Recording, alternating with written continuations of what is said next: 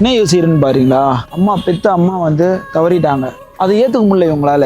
ஏற்றுக்க முடியாமல் அந்த தவசம் சொல்லுவாங்க இல்லையா, அந்த நாள் வர்ற அன்னைக்கு கரெக்டாக அவங்களோட முகத்தை டாட்டுவாக போட்டு அந்த மெமரிஸை கிரியேட் பண்ணணும், நம்ம கூடயே தான் அம்மா இருக்கணும் அப்படின்னு ஒரு எண்ணத்தோட, அந்த சோகத்தோட, அந்த அன்போட, லவ்வோட அவங்களோட முகத்தை மெமரியாக கிரியேட் பண்ண வந்தாங்க. அதுவும் நம்ம தான் பண்ணணும்ன்ட்டு எவ்வளோ நேரம் ஆனாலும் பரவாயில்லன்னு வெயிட் பண்ணி அழகாக பண்ணியிருக்கேன்னு நினைக்கிறேன். அவங்க சொன்னாங்க, நீங்கள் பார்த்துட்டு சொல்லுங்கள்.